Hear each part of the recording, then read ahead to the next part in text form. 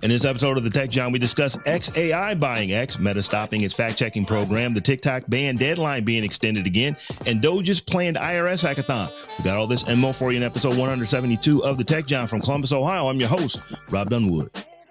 And out of Atlanta, this is Terrance Gaines, a.k.a. Brother Tech, a.k.a. On the Road Again. My kids' spring break is this week, and tomorrow we'll be packing up in our family SUV and taking a road trip. We're going to use this time to do some college tours for my oldest while she is out of town. We're going to stay local to the state, but we're going to be driving around Georgia nonetheless for these past couple weeks. So looking forward to being off, being relaxed, not having to deal with work or responsibilities. And actually, I don't mind driving. So be a nice chance to drive, even though there's a lot of people in the car. They're going to be doing their own thing. So a little bit of compressed isolation almost, if you will. Yeah. So, yeah, man, I fondly remember doing the college tours with my youngest. My oldest, she knew what school she wanted to go to when she was in like the 10th grade and never moved off of it. So it was a struggle to get her to even try to visit other stuff. And she ended up going exactly where she said she wanted to go. My youngest was a little bit more open. So we definitely did a few of the tours. And it wasn't until she found NCAT, North Carolina A&T. Once we went there, it was a wrap. But she did check out a few places before that. So have fun, man, on your spring break doing the college thing. I do remember it was a fun time with my daughter and my wife, and it's pretty cool. But folks, you may notice it is just a 2-person show this week. Stephanie is out this week. She will be back in a couple of weeks, so we will see her sometime towards the end of April. But I do want to, before we get into this tech, we got to do a shout out. We have a new patron, Tony Branham, has become a patron, is holding down the show. And, the way he was able to do that was to head over to thetechjawn.com/Patreon, where he signed up. And Tony ain't messing around. He didn't do that month to month. He actually said, let me go ahead and support y'all for a whole year. So we want to give you your flowers and thank you for supporting the show financially. And once again, folks who would like to support the show, you can do so by heading over to the Tech Jawn. That is the thetechjawn.com/Patreon. And there's a bunch of different tiers over there, any one of which we would be more than happy to have you become one of. So with that, man, it's been a couple weeks. We was off last week. There's a whole heck of a lot of tech that is been happening in the news. One of the ones that kind of stood out to me, one of the stories that stood out to me was XAI. That is Elon Musk, his AI company. It has actually purchased X, his social media platform, formerly Twitter, for $45 billion, $1 billion more than Elon Musk paid for Twitter back in 2022. I believe that the valuation of the company is about $33 billion because $12 billion of this was debt. But I wanted to get your take on someone who owns company A buying company B and no money changes hands. Sounds like a tax write-off. I don't know how it works. I'm pretty sure there's some way he gets to write off portions, if not most, if not all of that terrible decision. Well, not terrible. Well, yeah, terrible decision to buy Twitter and then change it to X. I'm pretty sure this XAI trick, it's got to be some sort of tax rigmarole in order to not have to pay or not have the penalty for buying X somehow. I don't know how. Somehow is limited. It's not as harmful to his pockets as the initial purchase. Again, I ain't no financial person. I ain't no tax man. I ain't no accountant. I'm 100% sure some way he gets to write off most, if not all of this. Again, I could be wrong, but that's my assumption. He gets out somehow. Yeah, the interesting thing to me is that we always say that a thing's worth is simply what someone is willing to pay for it. And we do know that X at one point was just a mere fraction of what Elon Musk paid for. I want to say we reported probably a year ago or within the last year that it was like $14-15 billion is what it was estimated to be worth. But once again, a thing is worth what somebody's willing to pay for it. The question that I have is that when you are the person that owns thing and you are the person that buys thing and you set the price for the thing that is bought and no money changes hands because this is a all stock deal, that just seems it just seems like there's something there. I don't know that there is. This completely could be on the up and up. I'm sure that it will be investigated if folks think that there's something untoward going on here. But it just feels weird that you bought something with something that you own, something else that you own, and no money changed hands. It was just an all stock deal. That just feels kind of weird. So it feels icky. It feels does. Icky. And the fact that, again, like I mentioned, there's going to be some sort of write-off, something to where he benefits from this outside of just no money changes hands. And I just get to change the name of the company that owns the other company or whatever. There's more to it, and it feels icky is the word. So the merger means that XAI now has direct access to all the data flowing through X. Now, X was not like some private environment to where all your data was protected like it was Signal, for example, another company that's been in the news lately. But everything, all your posts, your messages, your images, maybe even your location data, depending on what has been shared on this platform, is now all privy to XAI and his algorithm. So folks can say, well, XAI was already able to scrape X. Well, maybe. But now they definitely can because it is the same company. It is XAI's data at this point. So, I've heard folks say, well, what do I need to do? I don't know that there's much that you can do. If you have data that is in X and you don't want XAI to have access to it, then you probably need to check your data out and stop using that platform. But this probably moves towards Elon Musk, his desire to have that everything app. He's always wanted to have that app that does everything. It's social media, it's checking and banking, it is finances, it's all this other stuff all built into one app, into one application. And maybe this gets XAI a little bit closer to that, now having a ginormous social media platform, because as many people as have left X, the platform in recent years, there have been a whole bunch who have signed up and a whole bunch are still there and who are using it. It still is a definite big player in the social media game. So so you now have a social media company that also owns a AI, or I should say you have an AI company that also owns a social media platform. It's going to be interesting how this stuff works out. Agreed. So we are on a social media role here, because this next one, this is one you stuck in here about Meta. And I think, how did you title this? Meta and them stop fact checking today. But for those who don't know, Meta did turn off their fact checking. So what's going on with that? Well, so this is to follow up on Zuckerberg's promise in January. So the company is going to wind down its decade-old program using third-party fact checkers approved by the International Fact Checking Network to verify Facebook and Instagram posts, including videos and images. That's what he said he was going to do. Taking effect this week, Meta will be using community notes generated by users themselves in place of fact checks. The first community notes will start appearing gradually across Facebook, Threads, and Instagram with no penalties attached. So basically what's going to happen is, instead of, if Robb writes something or posts something that I think is offensive or is misinformation, or there's something going on with this post, I can report it. The fact checkers, who no longer are there anymore, would look at the post, see if it violates any of their guidelines or standards or whatever the case may be. They would flag the post. Robb then has to explain, oh, what I meant was, or this doesn't violate this because of this. He submits his explanation. The fact checkers or the admins over the fact checkers will then say, yeah, this was done in mistake, or the flag stands and it's continued. We've confirmed that you violated community guidelines or whatever. All that's gone.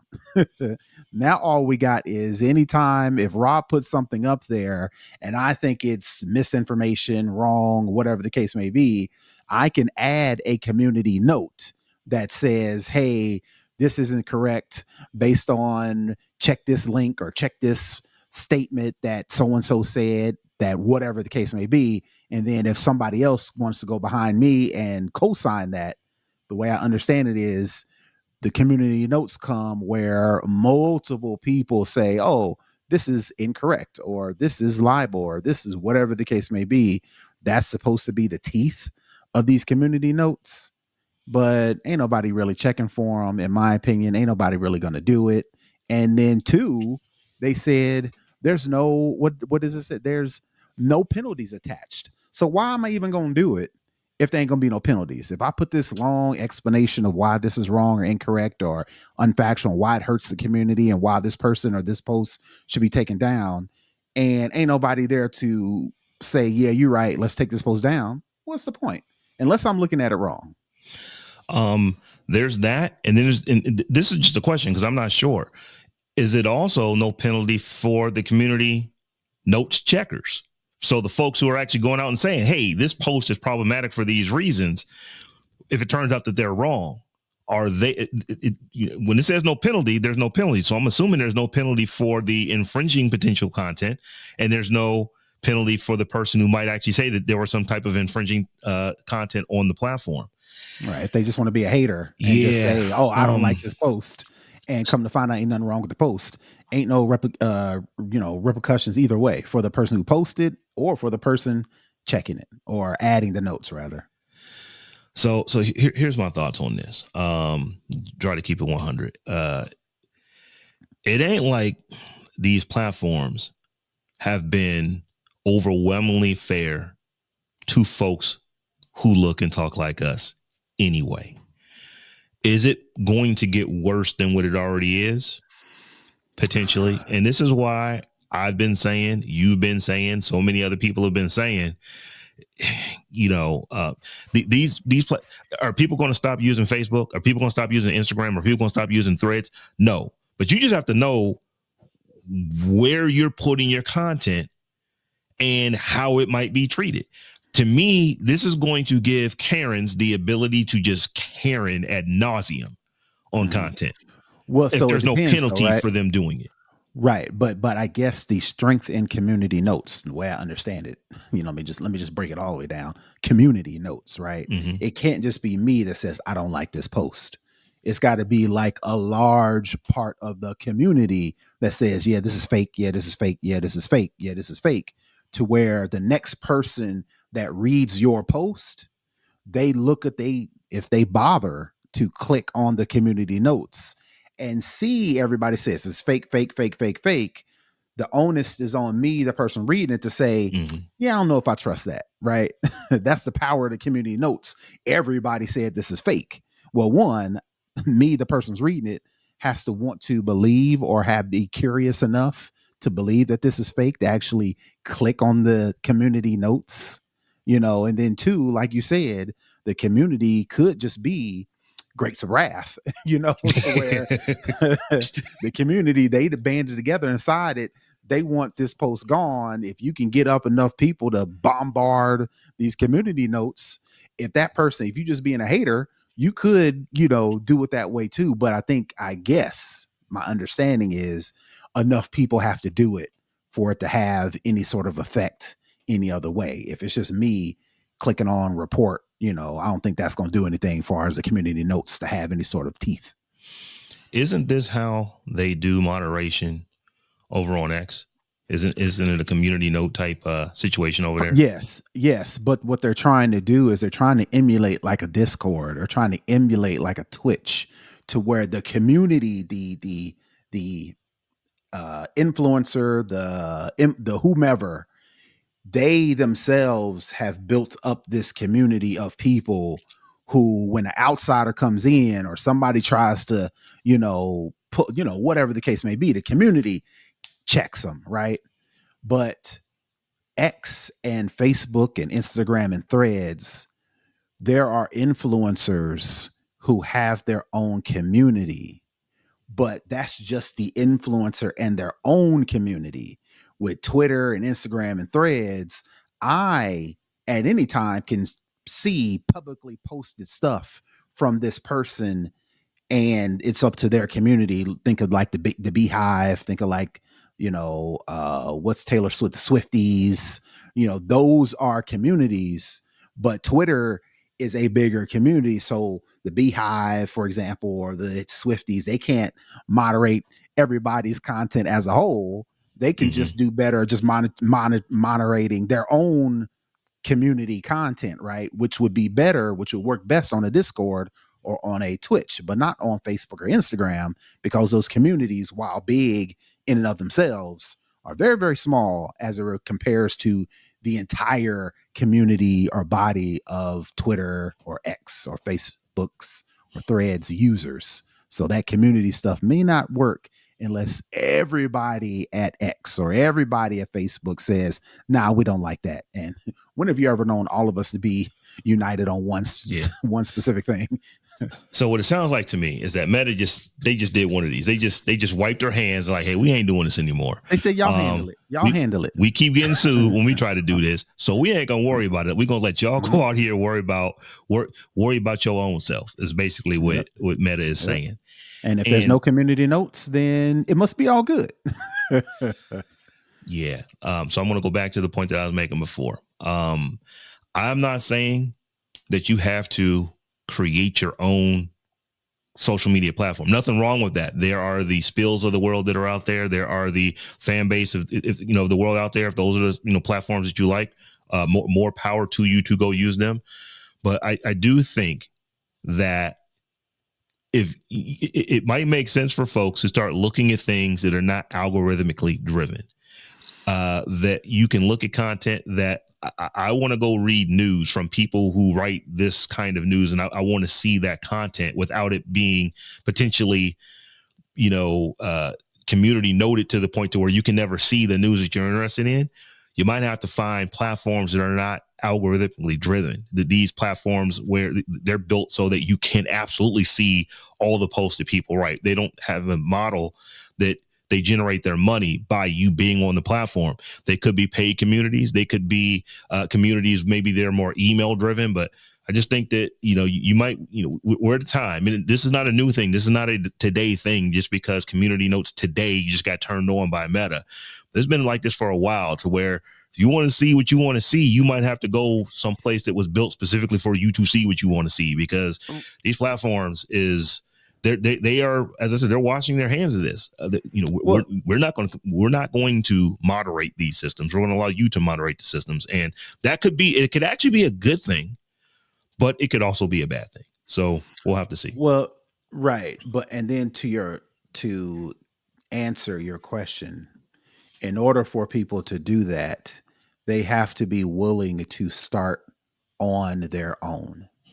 The benefit of using social media is it's already a built-in group of users on the platform. Right. All I got to do is figure out how to get their attention. That's all I got to do is, hey, look over here. Look over here. That's how social media works, right?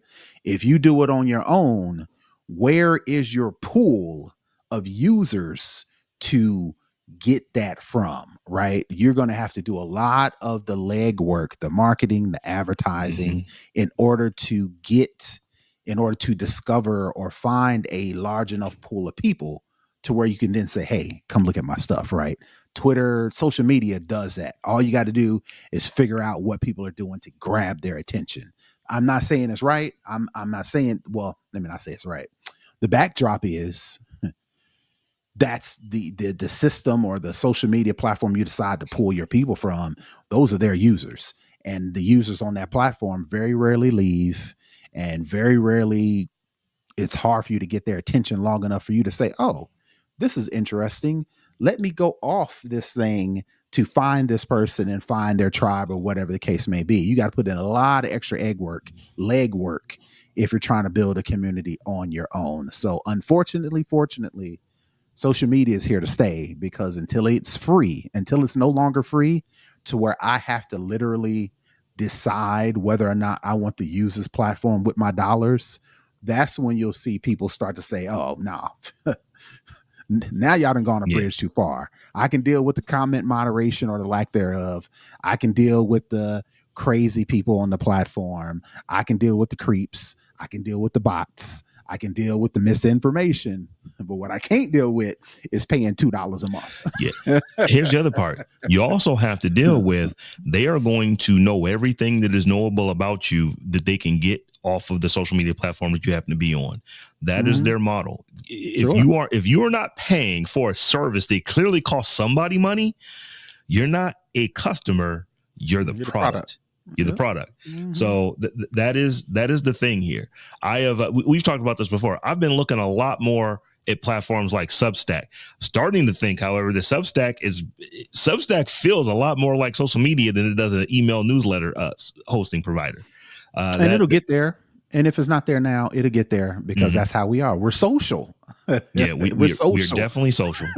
So, but it is interesting because you are starting to see these little, I won't even call them little, because some of these platforms, they have hundreds of thousands, if not millions of people on them.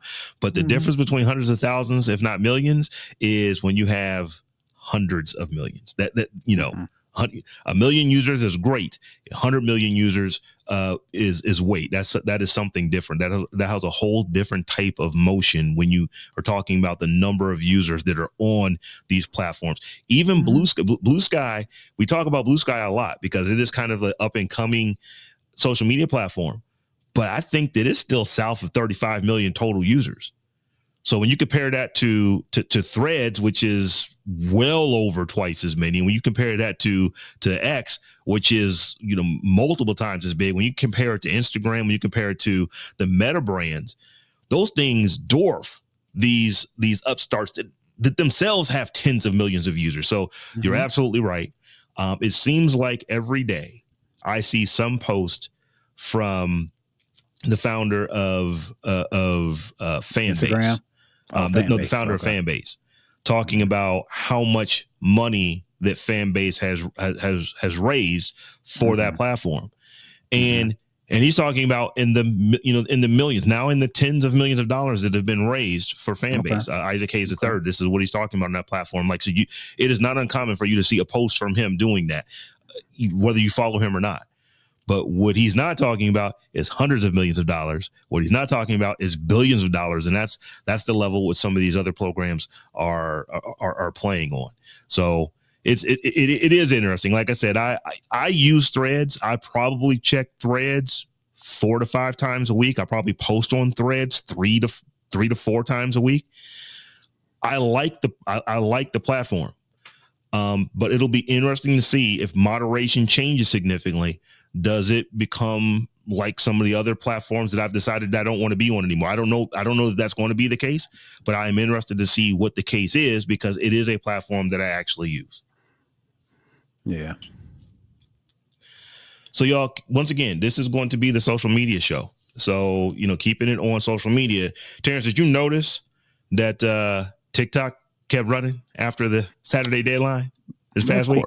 Of course. And nobody blinked. And nobody really blinked either. So for those who don't know what I'm talking about, back right after Trump was inaugurated, he put a pause on the TikTok ban, which started, I think it was January 19th, the day before his inauguration. So TikTok was down for a day, and he said that I'm bringing TikTok back. So he paused it for a number of months, and I knew within days of him pausing it when he said, and if I need to, I'll pause it again because I have the power to do that. I knew at that point, I was like, I don't think that there's a chance in hell, a snowball's chance in hell, that you will actually see TikTok get banned in any meaningful way in the United States during his tenure as president, because he just gave everything away. It's like, you know, he's supposed to be this great business person and master negotiator. What kind of negotiation tactic is that? You extend something that actually was banned, and then before you even start working on a deal to get done, you say, and I'll extend it again if I need to. That just tells me it's like, oh, we're good. We don't need to do this. He's going to push this out. So the deal was going to get done. The deal was going to get done. The deal was going to get done all the way up until Thursday of last week. And then Friday he came out and said, you know what? I'm extending this thing another 75 days. And I have been consistent on this. I've said that if I was ByteDance, if I was whoever is over ByteDance in China and Beijing, I would not negotiate. I would not budge. I would just say, look, we making all this money while we're banned. Technically, legally, we're banned. Just like, you are suspending your own laws to allow us to run. So why would we do anything different when we already are running and making all the money? We own ByteDance. We make all the money. Why would I sell this thing that's making me money to anyone else? And just because you said that I have to. And if I know you're not going to actually do it, that's the whole point. Yeah. He keeps extending it because it ain't going to look good on his watch that TikTok gets banned. Even if that is the way things are supposed to go based on how we started this thing. We started it with Chinese spying on Americans' data through TikTok. They are either spying or they are manipulating, propaganda. They leaking propaganda into TikTok, right? Those are the two reasons why Congress agreed that TikTok should be banned. For those two reasons, they are infiltrating the Americans via social media, and that what was the second one? I forgot that fast. The first one, they can sway opinion. Ultimately they're getting you access to your data, and then they can sway opinion. Yeah, that's what those two things: access to your data and propaganda, right? So those make sense. As much as we don't like the fact that we think they're doing it through TikTok, it makes perfect sense. Americans' data supposedly is supposed to be getting infiltrated, and they are using social media as propaganda. We can't let that slide. America's like that, right? So they went and said, we're going to ban it under those two reasons. And the only way it can be unbanned is if they give up the American data, right? So here we are, 2 delays after, going on the second delay for this administration to delay this thing further. And nothing has changed. Nothing has changed. There's still an opportunity for China to infiltrate and steal our data. There's still a chance that they can use propaganda, and there's no sale that has been brought up enough to where it would convince ByteDance or whomever owns it to actually sell. So why should they? There's no reason to indicate that you would. And we got the leverage, and y'all back and forth with us on these tariffs too. Oh no, ain't no way. So y'all gonna have to sit on this. So this was one of the brilliant things that came out last week. We'll work with you on tariffs on everything that comes out of China if you sell us this social media company that we really, really want, because that's going to make me look good if we do it. Mm-hmm. I'm like, dude, what kind of negotiating is this? I don't claim to be this master business person that has done all these things and taken 6 companies bankrupt, 2 of them that happen to be casinos. I'm pretty sure casinos print money, but somehow he figured out how to fail in them both. But that being said, what kind of negotiating are you doing? It's like, we want your social media platform, and if you work with us on the social media platform, we will then work with you on tariffs. I'm like, dude, you are hustling backwards on this stuff, man. Right. But even if that was the case, let's say hypothetically that's the case. Well, I mean, it is the case, right? What's stopping China from saying, "No, we're good"? What you gonna do? Are you gonna shut down TikTok? No. Are you gonna continue these crazy tariffs? Not if China's gonna hit you back with another tariff on top, and then we just seeing how high the tariffs can go. That's not good. So it's just like, this TikTok ain't going nowhere.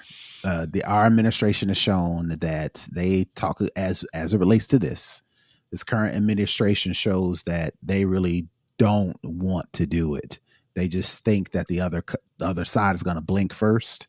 And China's already shown with TikTok and with these tariffs, they not blinking. So now what? So are we going to ban it? They called the bluff. Ban it? They shut it down.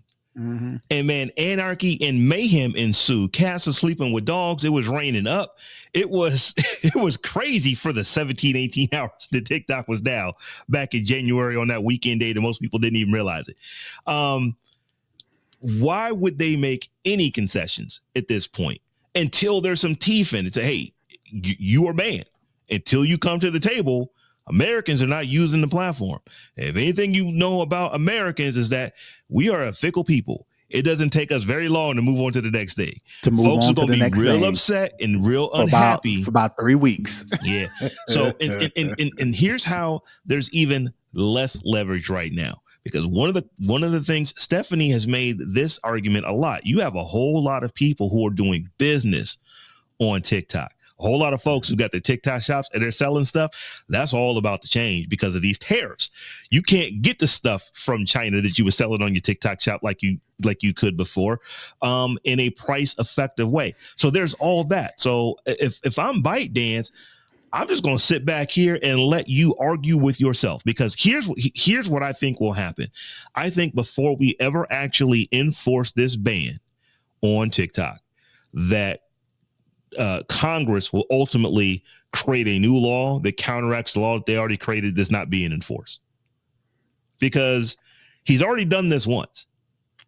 What makes me think that Trump would not, when the 75 days comes up, that he would not do the exact same thing again? Because if he's not getting what he wants, as long as TikTok is running, it looks like he's the one that's keeping TikTok going. As soon as it goes down, it's on him. The last time it went down, that was on the Biden administration. Even though it was a bipartisan bill that he just signed, it's not like the president doesn't make laws; they just sign them into law or choose to shoot them down. He actually signed a bipartisan bill into law, and now there's a whole bunch of buyer's remorse on that. The fix for that is for Congress to go back and create a new law. I wonder what the appetite is for them to do that, because there are a lot of folks in Congress on both sides who really are not fans of TikTok. Are you going to be able to get enough of them to go back and do another bipartisan bill to where they can create a law that will counteract the law that they already created? I don't think that there's any chance of anything happening until that happens. And I don't know that can happen either. Yeah. Well, so answer the question of whether or not that can happen. It depends on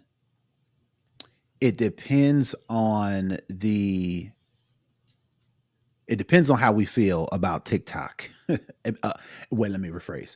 It depends on how moved we are to keep TikTok.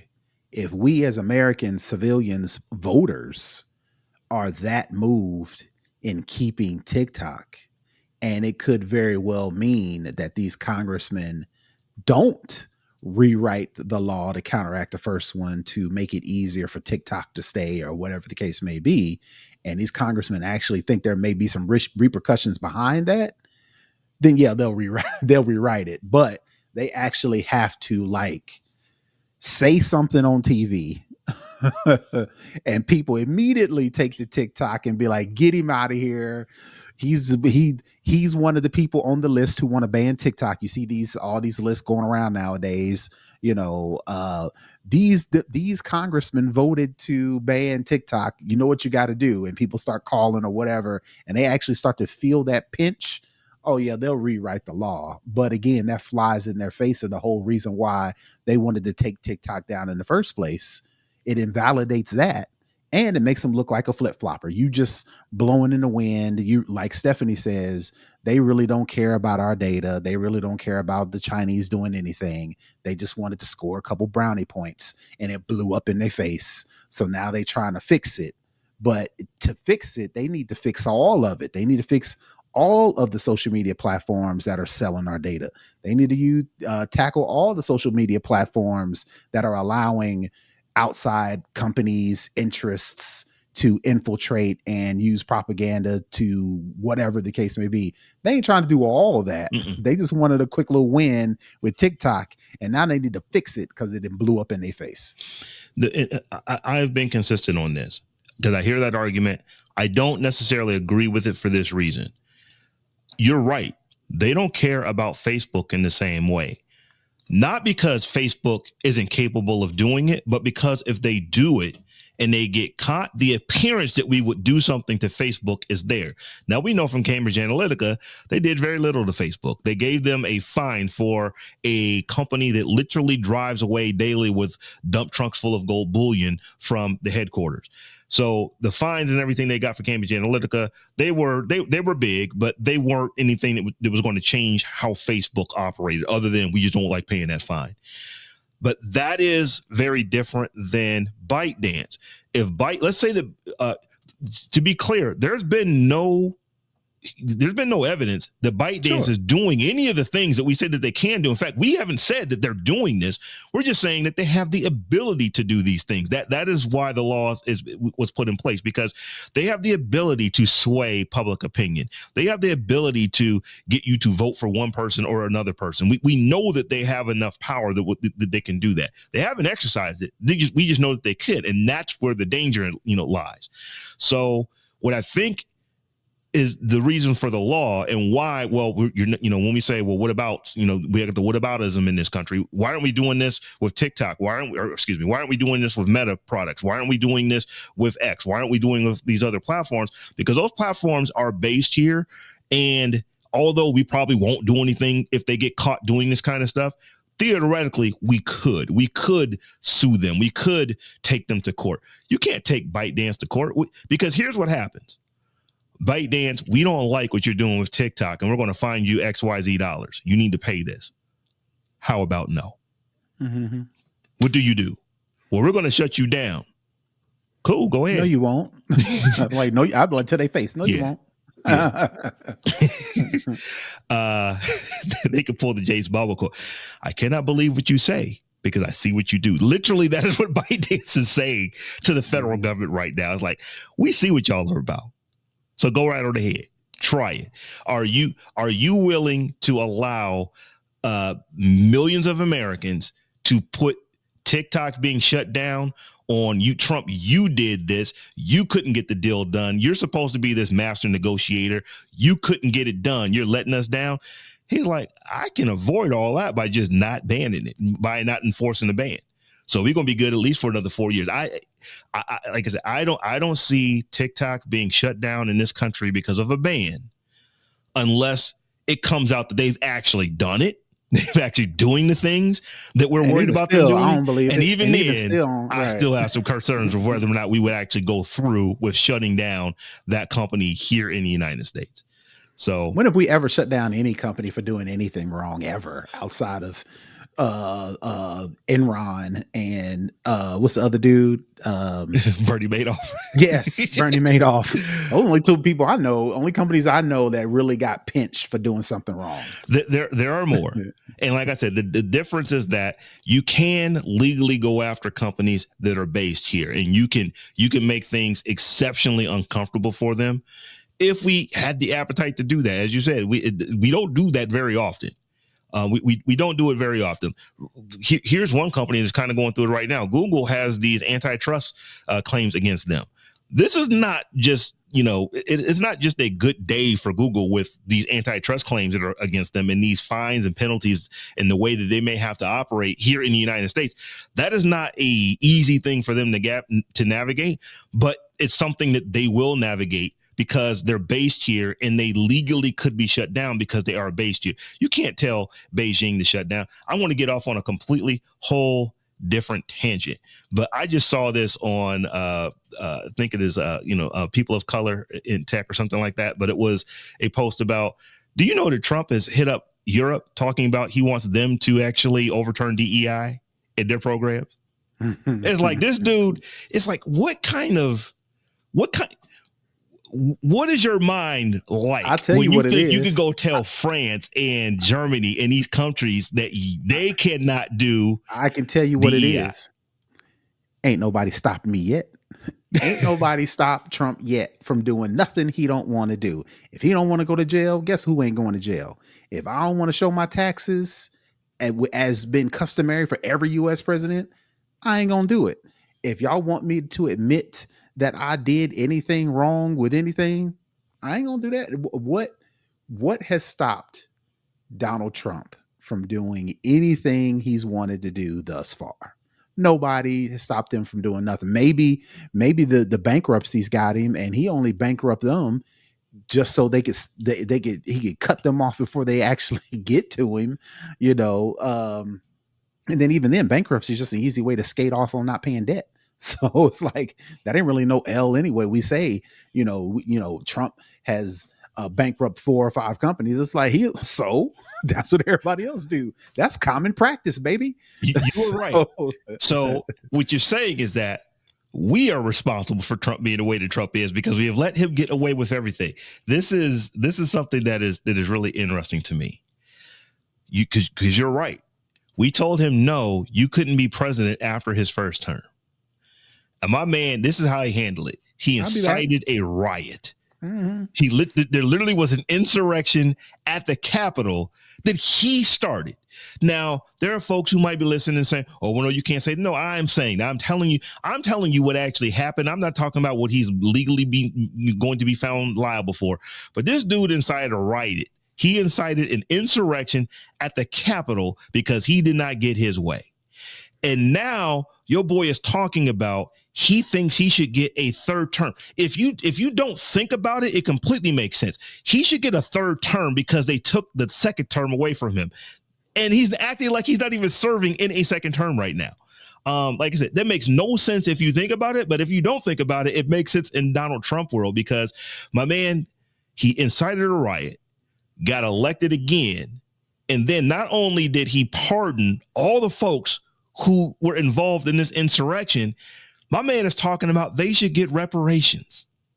Have you heard that? Reparations. Mm-hmm. So again, what's stopping you from asking? All people can say is no. And then half of the time, 3/4 of the time, nobody ever says no. So why not ask to take over Greenland?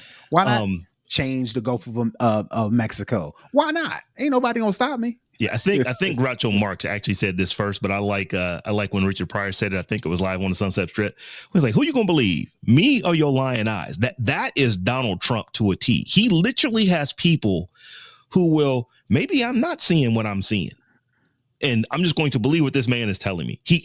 I don't know what his. I don't think nobody believes it. I don't think anybody believes anything that he says. I think what happens is his influence coerces people to go along with what he is saying. They don't agree. I bet if you ask any Republican off the record how you feel about Donald Trump, I'm pretty sure they would have a mouthful of things. I'm talking about Republicans. They would have a mouthful of things to say about this dude. But guess what they do? Got to hold tight, keep my mouth cut, keep my lips closed, and go along with the plan so I can come out on the other side. That's all they thinking about right now. Yeah, it just tells me how weak you are as a person. That if you actually feel you feel some kind of way about something, but to maintain the power that you have, I'm going to go another way. He called that man's wife ugly to his face, and Ted Cruz didn't do nothing. So. What are we talking about here? No furniture was moved. No furniture was moved. Complete. Did you see where I think his name is Jason? He is a state representative in Tennessee. Is Justin Johnson or Justin Williams? I have to look his name up. But ultimately, he was having a moment in like the state assembly or whatever. And he's been missing because I believe that his brother, it might have been his younger brother, committed suicide with a gun. So he's talking about gun reform and this and that and the other. And one of the other state representatives basically said something to the fact, well, maybe if you were here more and you weren't missing these votes, and I'm paraphrasing because I don't know the exact quotes of what this man said, but he basically told him, if you were here more, you would be able to vote on this and maybe, we would have different outcomes to that effect. Like I said, I'm paraphrasing what he said, but that is the gist of it. So my man gave his speech. And he's calm and he's delivering it. And you can just see as he goes on, it's just getting, it's like, oh, they about to move some furniture up in here, right fast. And when Justin he gets done, he's going hard at the dude, but then he's done and, things move on. The next thing you know, there's a whole bunch of bros that are grabbing him, holding him back because my man had went over to the dude and literally he was about to lay hands on him. They was about to have some intense fellowship. He was about to lay some hands on this dude. And it was some other black representatives grabbed him, pulled him back and kept basically a whole foot in behind from happening. And that is what I would expect a a senator where you talk about the dude's wife to his face, I would expect that kind of reaction. No, you became his boy. And what does Trump think about you? You have to know that he despises you because you have no backbone. He's going to use you to get what he wants. But there's no way that he respects Ted Cruz. There's no way possible that he respects Ted Cruz. Well, you see, he talked bad about Ron DeSantis, and Ron DeSantis and them, they still support them policies and still, go on TV and talk up, the decisions and things like that. So it's like, look, man, our democracy as it stands right now, it's like, I don't know. I don't even know. Mm-hmm. It's crazy, man. Did you see all the people that was out in the street? And all the different protestations, all the different protests that were going around the nation. They were everything. We're talking about hundreds of thousands. It was collectively, it was millions of people that were out protesting over the weekend.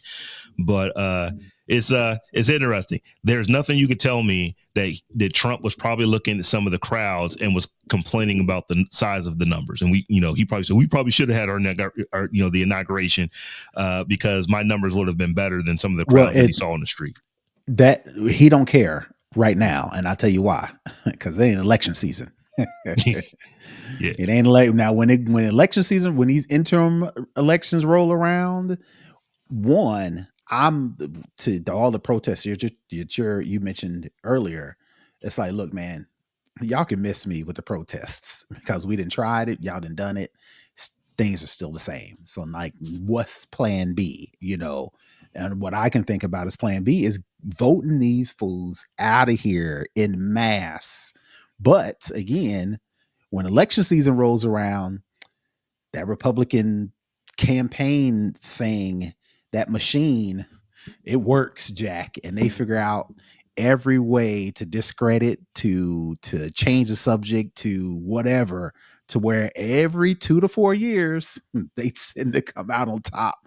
So it's just like, now it's like, all right, Democrats, what the opposing party, what are y'all going to do? We talked about this before, and it's like, y'all telling people to protest and telling people to call, and we've been doing that ad nauseum, and y'all still letting it happen. So it's like, we're about to get y'all up out of there and get some people in there that's really talking about something. The left is still playing by rules that the right is not playing by. They have not been playing by them since Obama got elected the first time. That drove some folks nuts, absolutely nuts. Sure. And, we got the Tea Party out of that, and it has not been the same since then. Now we can say, well, it's been going on longer than that. It's been moving to this point longer than that, and that's probably true. But no, Obama getting elected for the first time in 2008, that's when things changed. And you got to this ridiculously super partisan to where literally nothing can get done. And it is not just you have disagreements with the other side. It's like they are your enemy. You want to destroy them. And the Republicans, sadly, are winning. I am not one. They are winning this fight. They have better strategy for doing what they want to do. They have been able to make people one issue voters in a way that Democrats have simply not been able to do. And I think the issue is, and we don't want to belabor this any longer, but I just think that Republicans are very good at messaging. They're very good at messaging. And the Democrats want to tell everybody everything you need to know. Stop that. Tell people specifically what they need to hear to get them to do what you need them to do. And that's what Republicans are doing. And the Democrats better catch up. All right. So this last story, man, this is the one non-social media story we're going to talk about today. But did you see where DOGE, the Department of Government Efficiency, this is the thing that is run by Elon Musk, is planning a hackathon in order to create a mega API for accessing Internal Revenue Service data. So essentially what they want to do, they're going to bring, it starts, I believe, next week, and it's going to run for about a month, but they're going to bring a bunch of folks who are developers who work at the IRS and other places. I think that Peter Thiel, his company, is involved in this in some form or fashion. And they want to essentially create an API so that they can get all of the data for the IRS out of the antiquated IRS systems and get it into some type of cloud system. And the thing that was interesting to me is that they're going to do this in 30 days. What say you? Well, so hackathons typically are fast, right? They're typically a weekend. Now, again, this type of effort is different than putting together a couple of screens for a demo in front of a handful of people, right? This is not your typical hackathon, but hackathons typically are short spurts of people getting together and seeing if they can make this conceptualized thing. How can we actually make it an actual thing, right? I think with this is a perfect example of good idea, wrong time, in my opinion, because I do believe, and I think a lot of people feel like the government is running on antiquated everything. Everything is old in the government. The processes are old. The technology is old. The trends, how they work, the logistics, everything is old in the government, which is why it's so slow, right? I think most people believe that.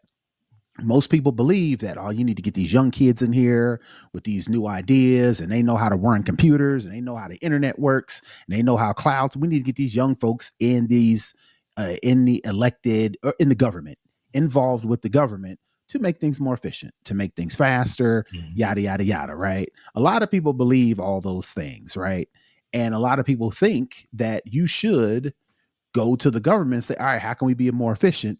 But this administration and this dude, Elon Musk, are the wrong people. Yeah.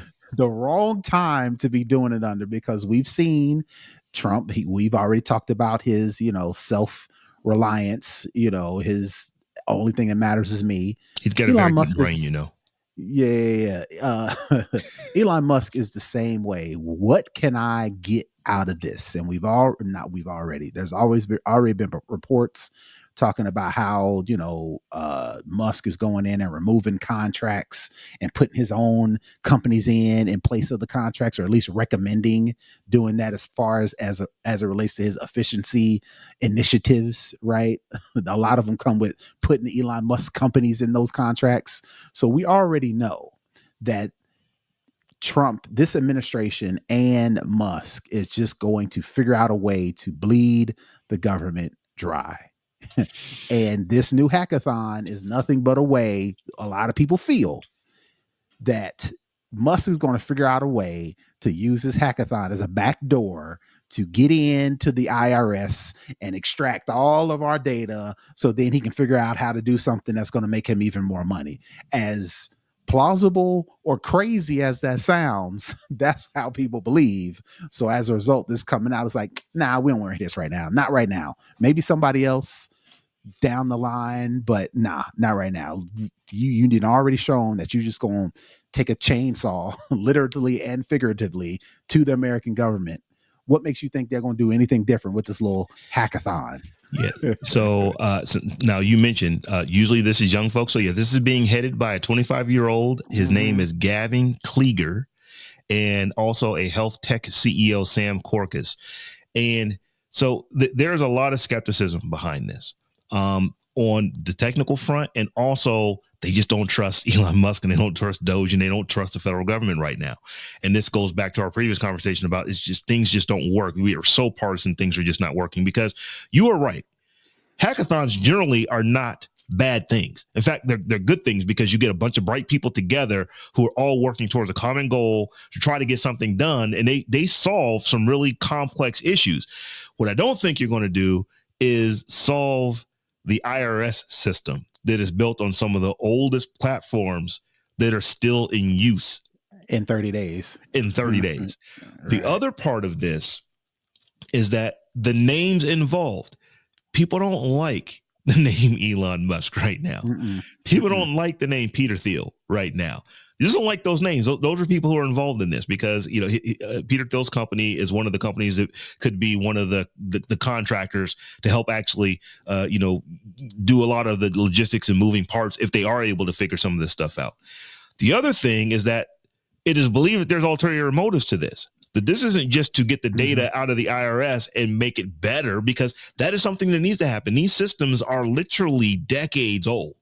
That one of the issues that the federal government has with its systems is some of them are so old that the people who actually really understand how to work on them and do what they do, they are retiring and aging out of the system, because these things were put in 30, 40 years ago and they're still using the same code base. So that's a problem. But the other thing, the non-technical part of this is that it's thought that, well, you just want to use this data to help you with your immigration stuff. Because if you now have a way that you can massage, you've basically schematized all the data that, that is coming into the IRS, you could very easily figure out, oh, this person, they don't have a social security number. Let's check why. I mean, that's not hard to do. Oh, they don't have a social security number because they're an immigrant. Okay, let's go check their stat. You could, this is where they live. You've got all that information, because one of the things that I don't know that a lot of people really think and understand about this, but when you talk about folks who are here, like, their visas expired, they came on a student visa and they just never left. Those kind of folks, they are working and they're paying taxes. So money is going to the IRS. If you can use that data to go find them, you could then, you could more easily do deportations if that is what your goal is. And clearly that is the case, because we are deporting the folks who are the wrong people in this country. And the Supreme Court just a day or so ago actually said, you know what, this dude that they put over in this prison that was the wrong guy. We're not gonna we're not gonna make you go back and pick him up. That's a whole nother kind of foul. We'll talk about that in a different show, maybe at some point. But the IRS, I just don't know, when you look at the amount of data that they have on the systems that they have, as old as these systems are, the operating systems and the code base that these systems are running on, that you could in 30 days schematize it and pull all the stuff into a cloud. I applaud the effort for trying, because at some point someone has to try. You can't just say, well, it's going to be hard, therefore we can never do it. So it has to be done. But we really don't like the people who are doing it. And that is part of the problem. And I just wonder if we've gotten to the point to where, let's say that it was Kamala Harris who had won and she's saying that she wants to do this. I would imagine you'd have about another half of the country who would be saying, oh, you can't do that. She's going to screw this up. There's going to be this issue. There's going to be that issue. I think that you would actually have that as well. So it's going to be interesting what comes out of this as it starts next week. But even to that case, right, it'd be more care put into it, right? When Obama overhauled, American healthcare, and tried to put in, Affordable Healthcare Act, it took time. And even then there was some, blemishes, with the whole website going down and people being unable to access the website, and that was just for healthcare. And they had all those issues after cranking away at this thing for at least 1 or 2 years, right? And it still had problems. So, and that was because, again, that was from an administration who most people believe really was trying to govern on behalf of all of the citizens, not just depending on which side you lean on, right? So, and that took years and that had problems. So I could imagine some people just hacking at this thing, literally and figuratively hacking at this thing and mess something up in a short amount of time, because we now, quote unquote, got the smartest people working on that. They didn't prove that these folks ain't the smartest. So it's just like, why would we even think that, them trying to do it within 30 days is like some sort of feat or anything like that. It's like, come on, man. Yeah. This is going to take much longer. It's going to cost money and it's going to take time. And it's going to need to be done by people who are trusted by a majority of Americans, because right now Elon Musk ain't that. Interest. Yeah. So, folks, that brings us to the bottom of our, I should say, the top of our hour. So we're going to go ahead and wrap things up. But before we do, I want to let folks know that you can get all kind of merch. I should have probably wore one of my t-shirts, because I just got some new t-shirts with our mask on it, our Tech Jawn mask on it. But if you would like to get any merch, whether it be a mouse pad or an apron or a hat or a hoodie or a sweatshirt or a t-shirt or whatever the case is, you can do so by heading over to thetechjawn.com. That's the techjawn.com/shop, or you will find all kind of niceties over there that has our Tech Jawn logo on it. So once again, head over to thetechjawn.com/shop and pick yourself up some gear and you can have the new hotness that I'll be wearing probably in our next couple episodes. So as I said earlier, folks, Tech Life Steph will be out next week as well, but she should be returning, I believe, on the 21st when we have that show. So with that being said, Brother Tech, tell folks how they can get at you. Yeah. You can find me all over the internet at Brother Tech. That's BROTHATECH. And I am at Robb Dunewood on all the things, and we're also at the Tech Jawn on all the things. So come holler at us however you holler. Until we meet again in a week's time. Peace. Peace.